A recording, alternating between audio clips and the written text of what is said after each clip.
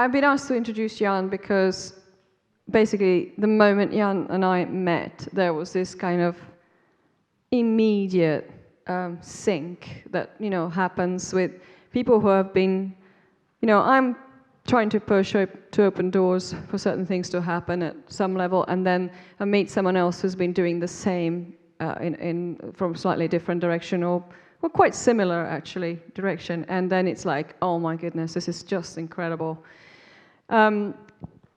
Jan is, well, he's got a phenomenal career behind him. He's the guy who brought David Byrne to Stockholm to sonify an entire building around sort of, I don't know, 15, 17 years ago. Is that right? Am I right? Something like that? David Byrne? You brought David Byrne to do that amazing, amazing project. He works with phenomenal artists globally. He's written about a whole bunch of subjects around art and culture. He's founded a whole bunch of very, very important seminal things in Sweden. He's worked with all kinds of people. He seems to be able to bridge between these activities that he does with artists and with people on the ground, with also influencing kind of policy and regional governments and national governments with his concepts and his ideas. And he's going to tell you about a very, very important project, which as soon as I heard about it, I went, right, this is what we need in Europe. So he did this project in a small community, 1,000 inhabitants in a rural part of Sweden, next to the famous ski resort Åre. It's called Duved, the community. He'll tell you more about it. What he's done with it in terms of reshaping the whole concept about how a community should be self-sufficient and how we should rethink, you know, education, food, circularity, and all this kind, and of course building, construction, everything, is just phenomenal. He was then asked to scale this for Umeå, the city that kind of resembles a bit Cambridge, MA. It's a university town, 1 hour flight from Stockholm, where we are actually based, and there start from the neighborhoods upwards. And I basically said, okay, we're going to turn this into a regional innovation model for Europe. I want it rolled out across all the regions. So we're going to be working on that as of the 1st of November. But I would like for him to tell you all these concepts. So the best I can say is Jan is a cultural entrepreneur, and in the best possible sense of that word. So please welcome Jan Åman. Thank you so much. Well, now I don't have to talk. Thank you for an incredible introduction.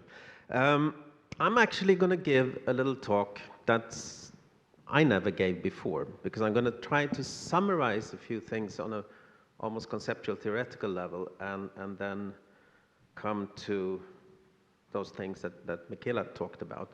And I have, as mentioned, a sort of very broad background, so I'm going to start from that as well. But anyway, a starting point today is that I was commissioned to lead and manage the innovation program for the USA Pavilion in Milan 2015. Which to me was kind of, hey, I'm a Swede. But this was the Obama administration, so they said, so what? And one part of that program was to have something that was called an accelerator, that you probably all know about. And I realized we had these fantastic new companies that were, we sort of exhibited at the World's Fair. And they were amazing. But I realized there was one thing missing, and that was actually a context. Because they all were sort of based on this idea of the elevator pitch, which brings out pretty good ideas sometimes. But it also has this problem because it's not put inside a context. I had before that been working quite a bit with food innovation, or food systems, and I've been working with quite a few chefs of an interesting league. And I realized that if I would continue to do this, as the same thing goes with art, the same thing goes with architecture, the same thing goes with everything. And that's why I think that the theme of today, ecosystem living, is incredibly smart and incredibly relevant. And it's something that we need to think about. And I brought, because another part of this program was something we called Mentor Minds. And we interviewed an incredible amount of interesting people. And I'm actually going to play one of them here. So this is very different from accelerating companies. Anyway, as you can see, an artist like Douglas Gordon, just looking at him, now he's not there, but he's here, is quite different from a startup company. And it's quite different from policy making within the US government. But we tried to bridge over all these different entities. And here we go. It's on. It's on.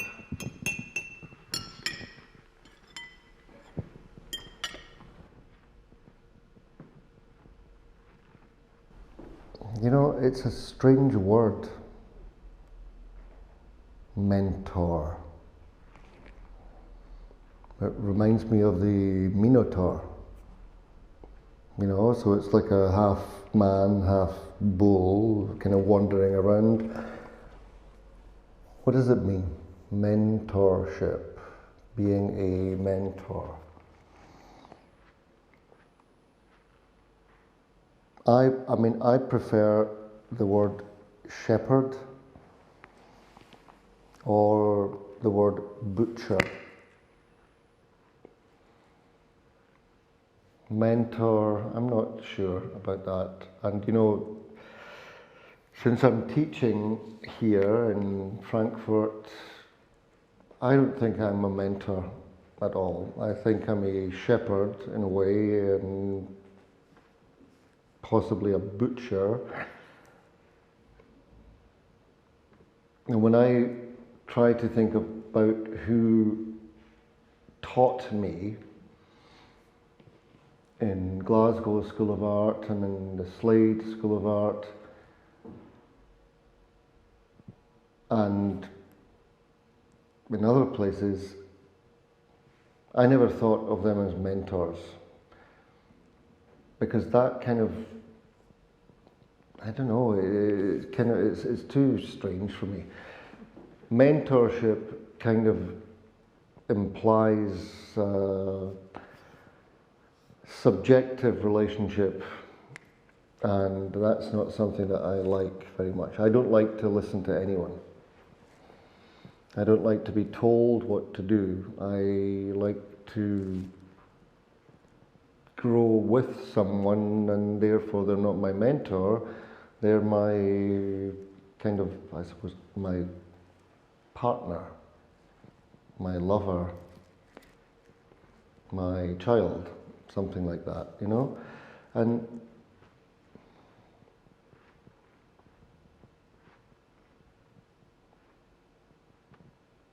I suppose your question is really about what did I learn and how to learn something, and that's different from mentorship, I think. And what I learned in art school, and specifically in Glasgow, what I learned in art school in Glasgow was to be able to sing. It's the most important thing that I got from art school in Glasgow. Because one of my teachers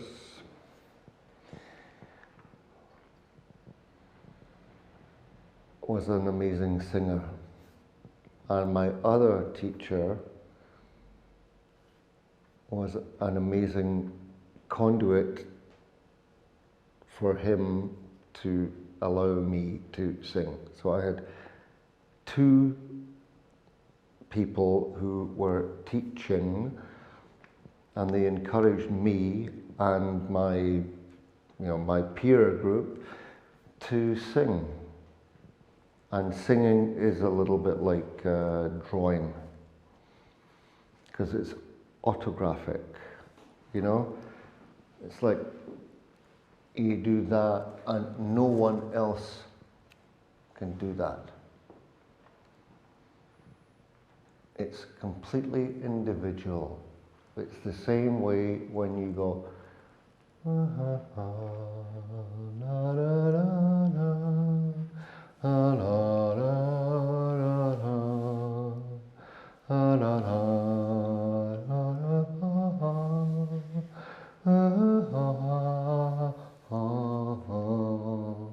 that's my voice, and you'll never hear it the same way again. It's the same as making a drawing. It's autographic. So I don't believe in mentorship at all. That's Douglas. This idea of partnership, let's say, is I've done very, very, very many exhibitions, quite a big format, but I never entered that as an idea of an exhibition, but a form of partnership in terms of asking, provoking the people I'm working with, whether they're world-famous artists, to do something that they never did before that could be relevant, or defining maybe who they are. So just quickly, some things that I did. This is Interpol from 1996 that became a world scandal, where this artist from Kiev actually, but playing the Russian dog, Oleg Kulik. This is actually the Oleg which became the gorilla in the square, if you know that. But it's, as you see, the police came. This is a wonderful art. This is in the reactor hall in Stockholm that the artist Jenny Wiklund, she worked for 14 years and we worked together, actually 14 years, as long as it took for Marcel Duchamp to make the large glass. And it was, even though it was a completely non-financed project, but working with 5 institutions, we managed to be selected as the number 6 in the world by Art Forum that year. Here's quite a famous one that I worked for many, many years with Maurizio Cattelan, now one of the sort of icons of art this is from 2001. Here's what Michaela mentioned, David Byrne. It took me and him 5 years to do this, but then it traveled to London, to New York and other places. But we actually managed to make the building play. But at the same time, I realized that this art institute, because I come from a time of sort of critical, institutional criticism. And so the place I started and founded was called Färgfabriken, and I realized that in Stockholm at that time there was a big problem in the development of the town itself. And everybody said it was the other's fault. So what I did was to bring people together and sort of work on an aerial photograph of Stockholm. If you see these letters, that's from the workshop of Farshid Mousavi, and she actually, I think, redefined Stockholm, going from the sort of perfect Swedish model city to the most segregated city in the world. And then we continued to do this in real life, and this is a suburb to Stockholm, a bit north of Stockholm, that was actually planned in the same way, in a sort of community-based idea of participation from the locals, companies of different kinds, the politicians, the civil servants, and so on. And we actually managed to make a sort of a model already there that was quite different from things. But I just wanted to sort of go back into some, because I think these labs that we're part of, all of us, are amazing, and I feel very familiar in it. And I think what Michaela and Andrew are doing is incredibly driven and important. And so I just want to go back to where does this all come from? And I've sort of been playing around. My only sort of special field is Marcel Duchamp, that I've written about, that I've exhibited, and so on. And this is him as Rose C'est la vie, his female alter ego. And Duchamp did a few things that are important. I think it's important for the theme of today, the idea of ecosystems, that he actually changed everything. He introduced movement, which you see here. This is from an exhibition I curated at the Royal Academy in Sweden, in Stockholm. He also introduced the idea of art in opposition to the market. If you look at the art world today, it's very much based on the market. Whereas he said, if you treat art like that, it's spaghetti. You can go and buy it in a store. But he also did something more. He introduced this. This is actually interesting because there are many replicas of his bicycle wheel. But this is the original one in his studio. And what happens from this, of exhibiting, he never exhibited, by the way, but he had an idea of making that as an exhibition. And it totally changes the idea of perception of art. So if you look at this image, it might look a bit clumsy, but I mean, before Duchamp, it was like the artist had an idea. The artist made a painting or a sculpture or an object of some kind, and sort of decided that this is the representation of my ideas. And then you had the spectator looking at it and sort of receiving. So it's a very linear model. Whereas Duchamp said that if I exhibit this, the opinion of you, of Pablo, would be very important. Because you may not consider it art, or you may say it's about something. And how can a bottle of water be about something? Well, maybe. It's funny, because if you look at this sort of interactive scheme, it resembles how sort of tech business is supposed to function and work. A sort of never-ending testing going on. And I think it's interesting that it actually happened already in 1913, sorry. And it makes sort of the artist and everybody else in this situation as a sort of non-solitary person, even though Duchamp was perhaps the most solitary person ever. And then you come to the fact that, oh no, love, you're not alone. You're part of something much more important. And by the way, I think Bowie is, if you've seen Moonish Daydream, I think he's the only sort of really interesting artist after Duchamp. That's a bold statement.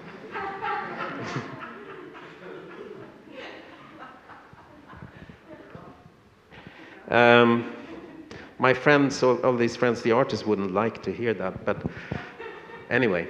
So this is really, so let's come back to the ecosystem living, because I think my thinking is very much based on, I've been teaching a lot. I've been teaching in Sweden, I've been teaching at Harvard, and the thing I always ask the student is, why? Why are you going to do this? Is it because you want a commission? Usually boring. We talked about that yesterday in the car. I never understood commissions. Or is it because you just want to make art or architecture or whatever? No. But you have to know why. So, and then you need to understand a little bit of history. And if you look at how things used to be done and still are done, it's like this. It's top down, it's centralized, it's each segment by each segment, and you don't communicate. This is the industrialized way of doing everything. I think this is important because we're now going to discuss ecosystem living. And that implies the very, very different. And it's easy for us to say, because I think we probably share the same idea. But how do we make that bridge that Michaela talked about before to the system we're living in, the system we are addressing? And that's something that I've been doing all the time. Yeah, well, there you have it. But it's also based on things happening in a way, because I mean, coming from Sweden, from Stockholm, the idea of the welfare state, the idea of the Swedish model and so on, and then it all sort of cracked. We have today in Sweden the biggest party in the government from Nazi roots in the world. And it's quite a frightening development, of course. But it's also the thing that if you speak to people that are working with the European Commission and so on, the saying is always that, well, in Europe, in the Western Europe, we don't have corruption. That's in the East. But at the same time, in the West, we have something different. We have bureaucracy, which is a certain kind of corruption in the same sense, because it creates a huge system of, I want to secure my own back, which means large structures where people with independent ideas have a very hard time to actually pull through. I think that's the most important part of everything. So to address this, you need to understand what the system were built from and how they were built. I just had to, to bring in this. Ramkulas would be very angry, I think. Because what happened in the 90s and early 2000s is that the architects especially, but also the artists, they went to China. Why? Because it was a new market. So these architects, artists, creatives, that within sort of the Bauhaus era and that were all over Europe, were working with their own society to find solutions of production, to find solutions of systems that would generate things for their own society. They went to build fancy buildings in China. This is the Hyper building by OMA, designed for Shanghai, I think, but no, Bangkok maybe. And it's, you see the size of it. I think it's 300,000 people living in that very building. So that's one part. But at the same time, we had this sort of tech revolution or internet, and we have all these things that make us connect in different ways. And the real thing with this is that, and I'm not going to show what I had on the T-shirts in Milan. From the factory to the Nose to Tail Pig by Fergus Henderson, the incredible chef and architect as well in London, who actually invented the idea of nose to tail, which means the whole beast. And this is very different from the very idea of industrialism. This is to say that we go back to something else. And I think that's really what's happening now, that all the really smart people are really going back to something, a knowledge that's long gone, but then introducing it in a new context where we have new technologies and new things. And that's really what I'm working with. So this is Duved. That's having worked with Stockholm, having worked with Pittsburgh and different cities and in Milan. I was asked to go up to Duved, which is a tiny village. By then it was 700 people only. And I was quite reluctant because I didn't know what to do. And I went up and we discussed, and I realized, my God, this is the answer to things. Here we are able, and we have a real possibility to search for, not get, but at least search for answers. And it's from a very simple point of view, the flip position that go from the city, the urbanity, to the rural village. And it's very simple, and that's why Duved has become quite a successful story, because I already in 2018 said that with Duved we can show that today the innovation engine is the rural village, not the city. And why? Well, because of many things. Just that the size of the place makes it possible to test how to connect things, how to deal with the ecosystem, the ecosystem living, and not the industrial way of doing things. Also that prices are much lower than the cities.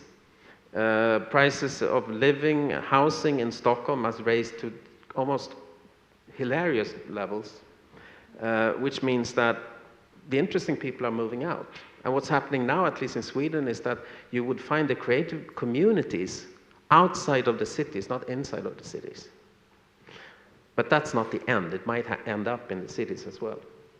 So what we did, I'm just going to show you quickly some things, but what we did was to try to redefine, because you can do that in a small village, democracy and the civil servant and how to work with things. And we did this because we started from the municipal real estate company, and we did it because we didn't ask for permission. We didn't do it in the way that people normally do things. So we were sort of inside the system and outside of the system at the same time. And I think that's the way to do things. And we started with the citizens themselves. Not to say that this is completely citizen-driven, but that it's driven with them, if you get the difference. Because I've been talking a lot to sort of rural communities lately, and this is a question that always comes up. So this is not really only grassroots, but it's like a mix. But we invited them to workshops like this, and they were sitting like this, and we had a lot of fun. Then we did the same thing. We invited politicians. The guy in the middle is the top politicians in the municipality. And they were all part of it, and they had fun. It was like, what would you do if you had complete freedom to define the future from this point of view of the village? And then people usually are very hesitant to start with, and then they have fun.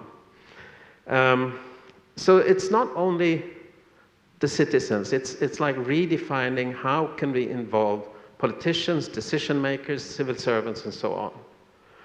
And the third thing is, of course, to invite talent. So this is a meeting in Duved, where you can see the lady sitting there is Farshid Mousavi, my dear friend and professor at Harvard, one of the, I would say, the leading, perhaps, female architect, perhaps of all today. Just designed the Ismaili Center in Houston, Texas. And the one speaking there is Douglas McMaster, the chef of Silo, that I work with quite a bit, and both of them are sort of long time committed to work with Duved. If you ever go to Silo, you will find, I would say, one of the best restaurants in the world, and the leading one in terms of zero waste. There is not one single garbage produced at Silo. And he's an amazing thinker. I think his book, Blueprint for Zero Waste, Silo, is perhaps the best book on societal development that you could find today. So do read it. And so this, as you can see, this redefines a few things. And it's, to be frank and honest, it's not an easy journey. We stumble upon hinders and we jump into walls all the time, but it seems to work. And so one thing is that we're slowly getting the civil servants to be more of providers, starting with this real estate companies, that we get them to show that we're not alone. To go back to Bowie. So it's what we actually do, and what we're getting into writing and legal writing, is an interplay between public, private, and an individual. That means the citizen level of a sort of what I call sharing development. not a sharing economy, but that might be as well. And so what we made is a sort of, the top thing is the public real estate company. Then we involved the village association. From that and a lot of work and all this workshop, we developed a company, a real company, which is called Duved Framtid, Duved Future, where the citizens have the final vote in the board of directors. And that's real. And you could see the citizen going from like this to this, just by knowing that. So if they buy, for 330 euros, buy a share in the, or a membership in the village association, they actually become owners of their own city. And this is real.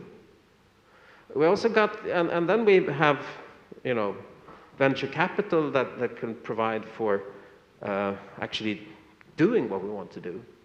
So we have a company called Torgehus, which is a very big company, and they allow this.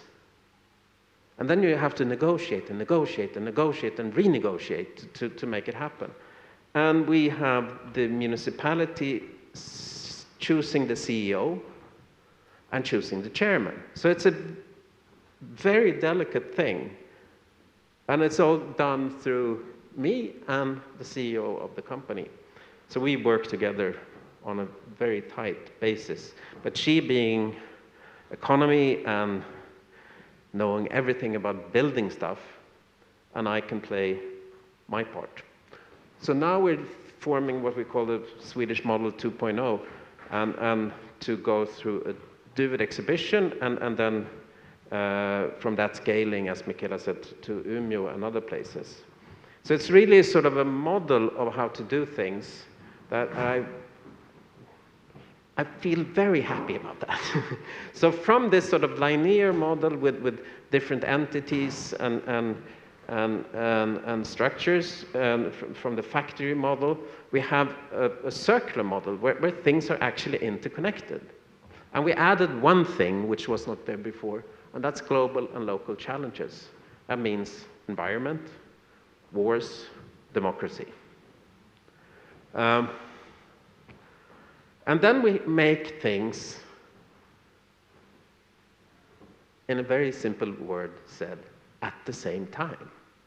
We don't plan housing as housing, we plan housing together with infrastructure. We have food and food system as sort of the pilot of the pilot, and you could do this in a village. So we just apply these on the village, and it's not bigger than this.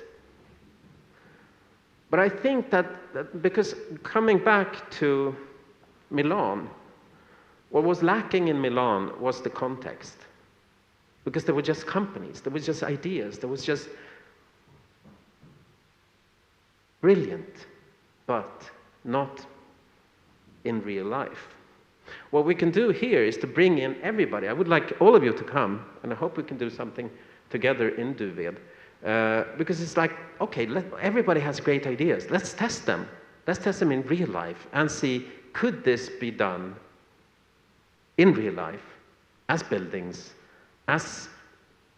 I have, of course, the idea of having people as the key element, the citizens, but also to bring... We're building five new sort of prototype housing projects right now, very small ones. But they're going to be studios.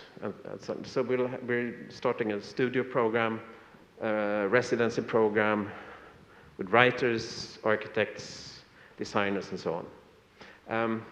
And that's really, and what I think, and what we should put if we want to write a manifesto together, is that you have to put money into this preparatory process, not in the building of building buildings, but in the building of building the foundation, the idea, and the structure to work from. So here's some of the immediate ideas. It has to be affordable, it has to be democratic, it has to be all these things. It has to be tentative, which is the most important thing. or it could be agile or whatever word you use. And that's the most difficult part, I would say, of all, because all the structures in the world are based on an industrial linear structure where you have a fixed budget. We started with no budget. We still have like no budget, but that's really the strength of it. And then, I mean, from a creative point of view, the guy to the left is actually Shigeru Ban, who I asked if he could, because the citizens wanted to have a greenhouse. So I said, well, then what we can do is to see who would do that. So we asked Shigeru Ban, that I admired for many, many years and wanted to somehow work with. Finally, I had something to ask him to work with. So based on the citizens' need, we got the sort of top creative talent. And what he came up with is something that's completely amazing.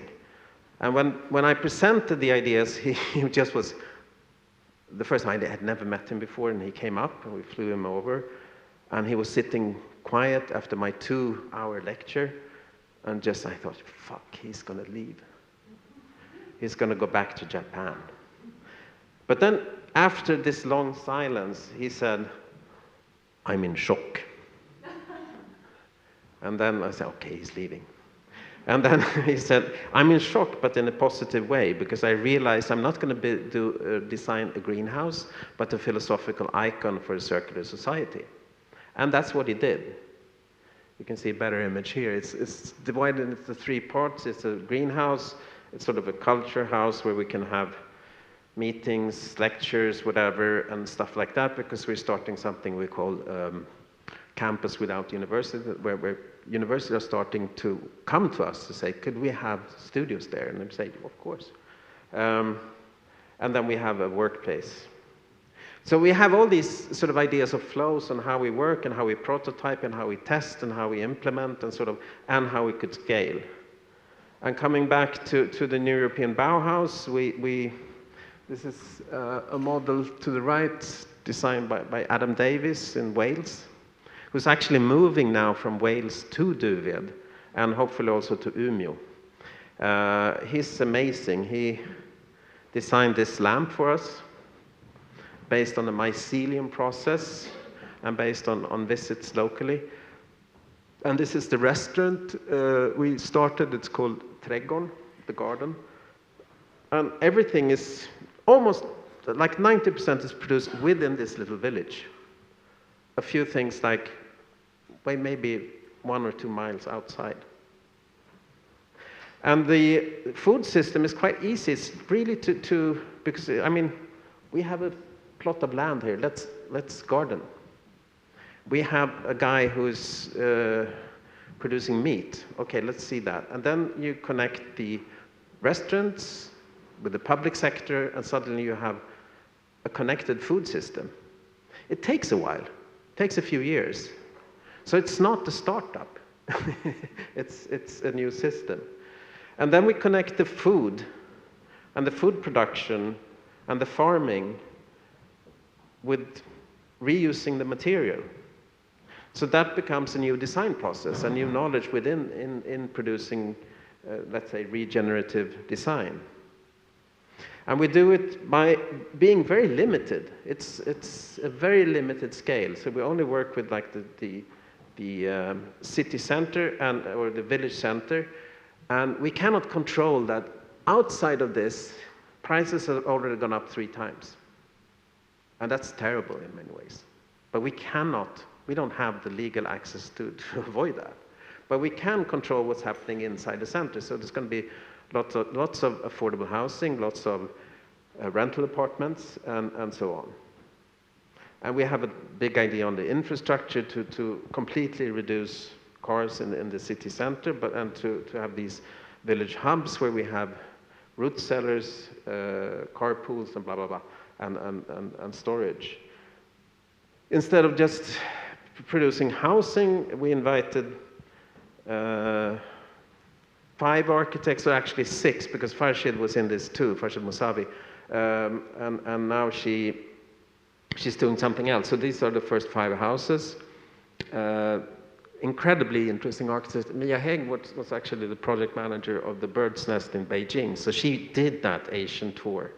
And they're all extremely good. But so what Mia is doing is up to the left, she puts a greenhouse on the top of a sort of townhouse.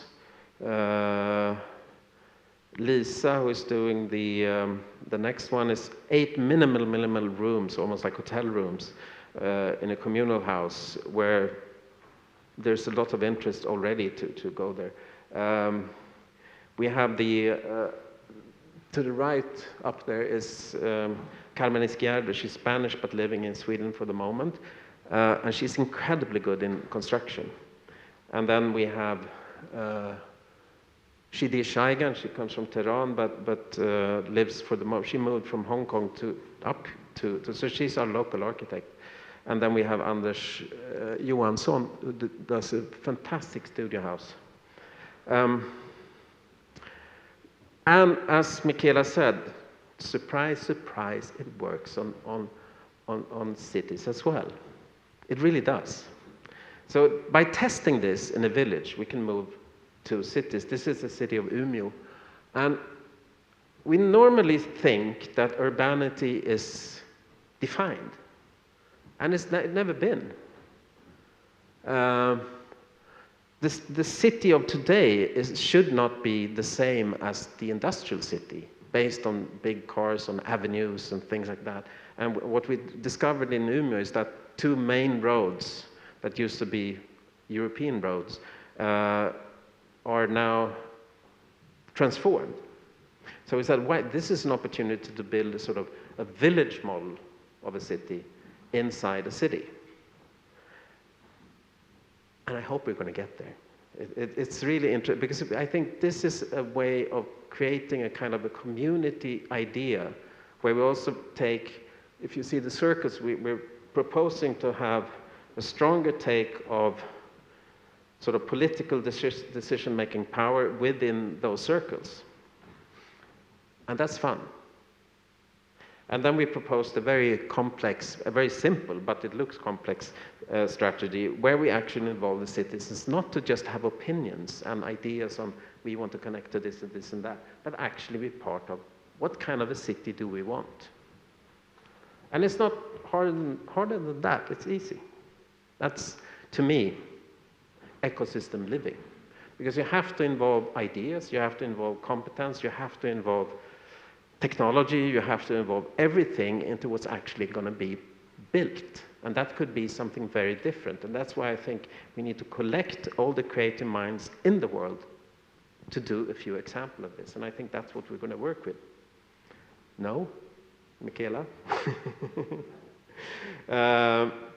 So, to summarize a little bit, you have to go back to say, why? Why are we doing this? You have to talk about money and find a way of how to keep the integrity but to invite partners. Otherwise, nothing's going to happen. That's why I think that the work now done by Michaela and others for the European Commission or the European Union is incredibly, incredibly important. Is how to source money and not make them just go to the big, usual suspects. And then it's not just about using top talent, it's about how to address it. Always treat the people you work with as partners, as Douglas said. And then, of course, the simple thing, put it in writing. That's quite simple. Thank you.